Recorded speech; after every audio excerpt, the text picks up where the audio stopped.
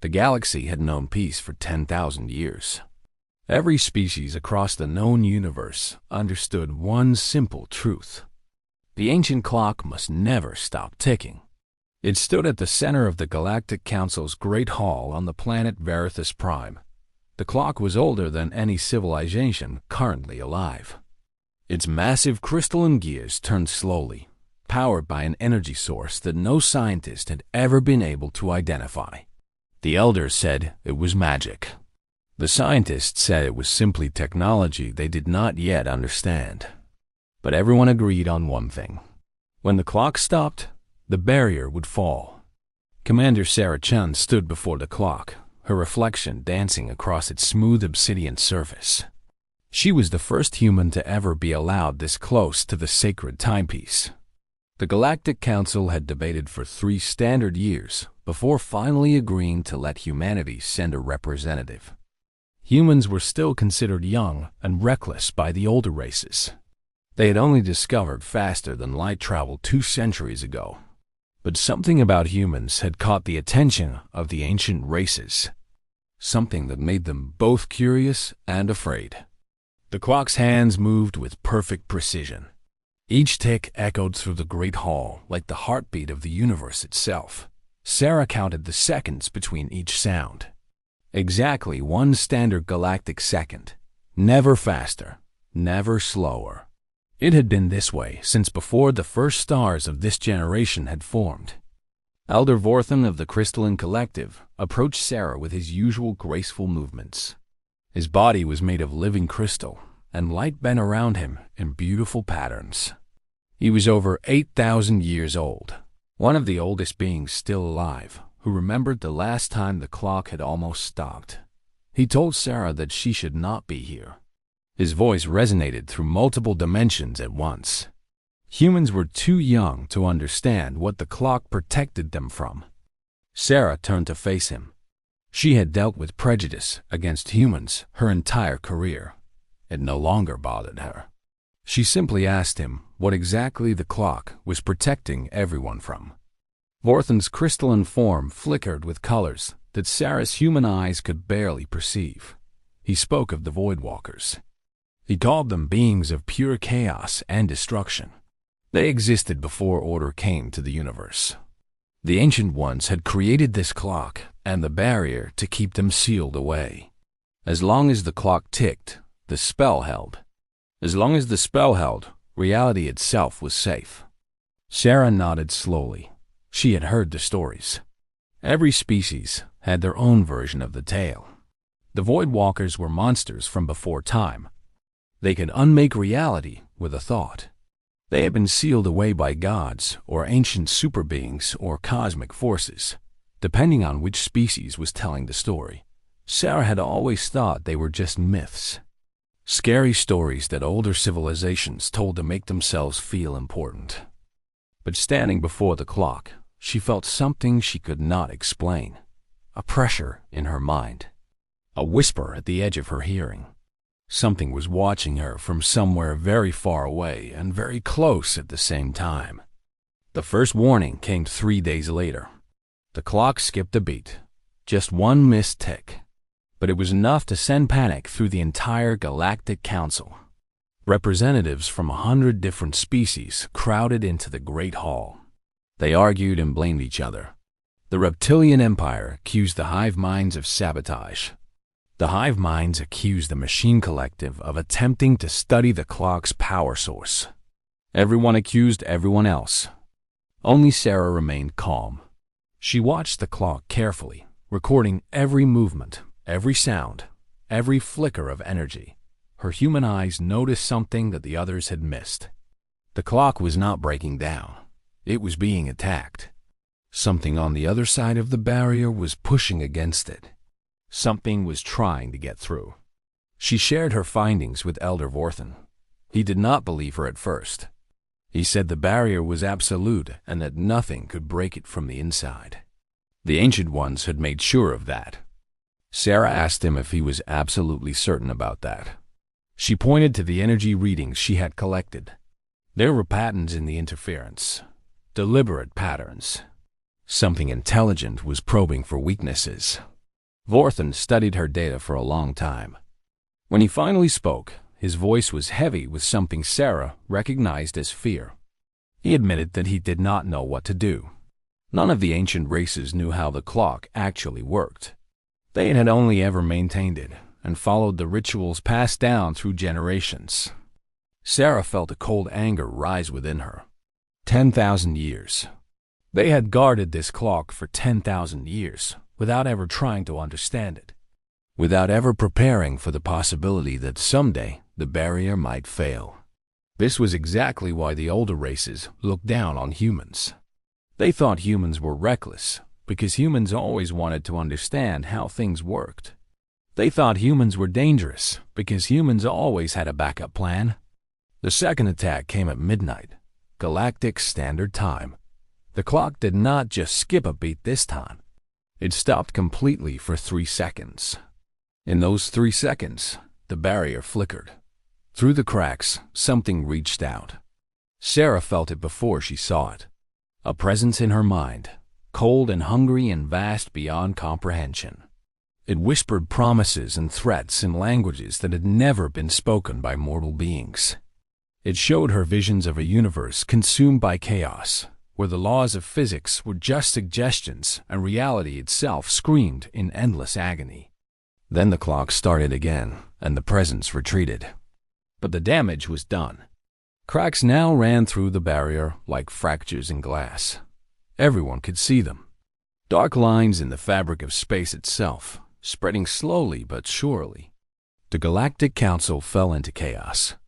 Some species began evacuating their home systems, though no one knew where they could run to. Others proposed sacrificing entire planets to power the clock, hoping that raw energy might repair the damage. The Machine Collective suggested destroying the clock entirely, theorizing that without the clock, the barrier might close permanently, or it might collapse completely. No one was willing to take that risk.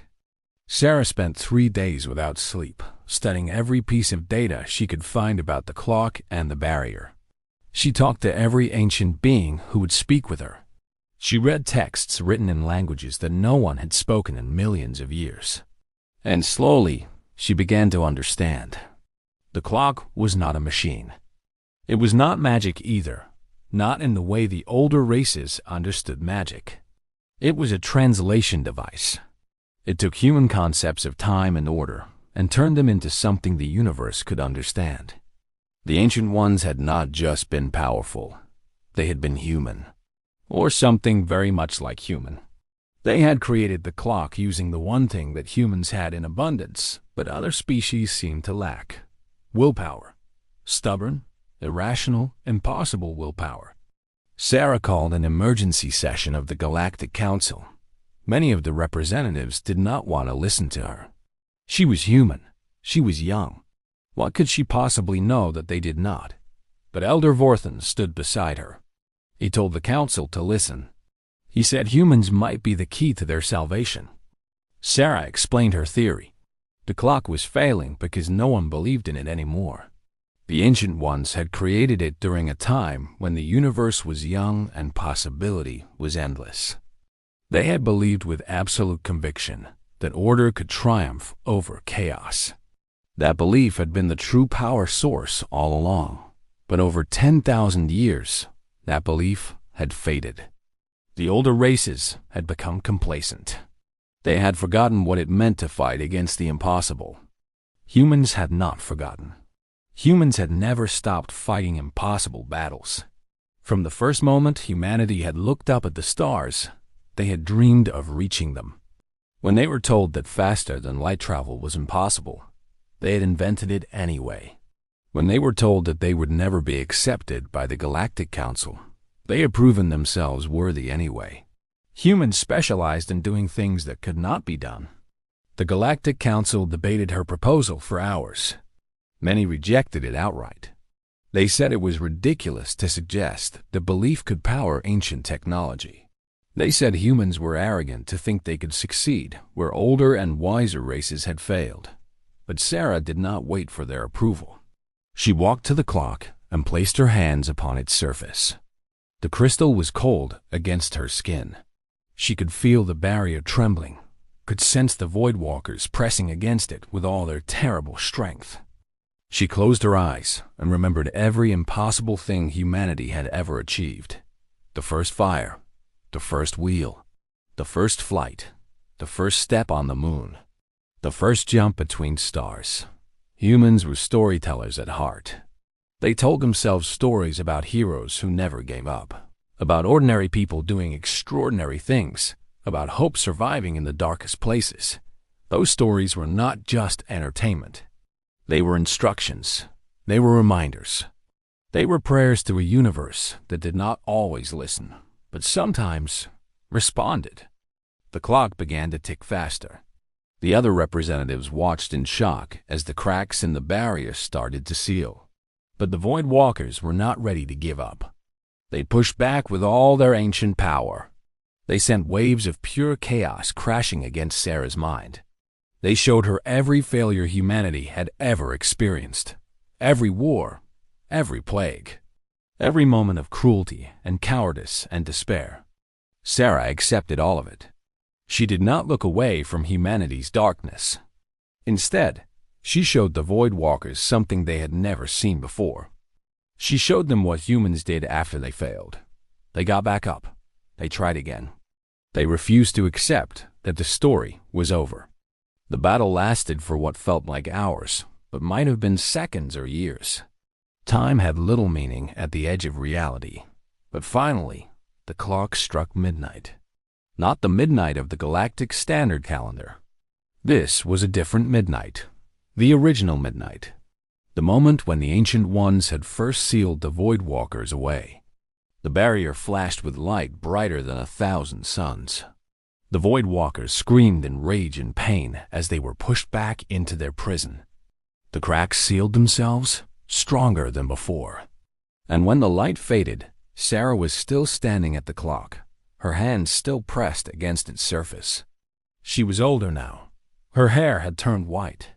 Her face was lined with wrinkles that had not been there before. The battle had cost her years of her life, but she was smiling.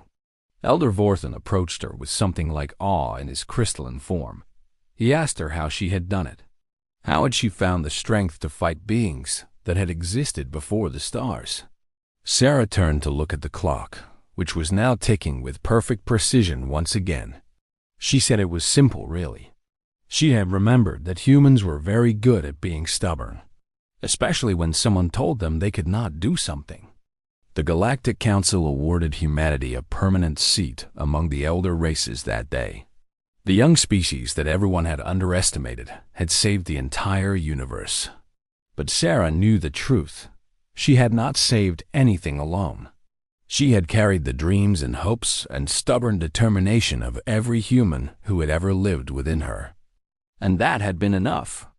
The clock kept ticking. The barrier held strong. And somewhere in the depths of space, a new generation of humans looked up at the stars and dreamed of impossible things. The Void Walkers would try again someday. They always did. But humanity would be ready. They always were. After all, they had written the original story about how to defeat the darkness. They had simply needed to remember it.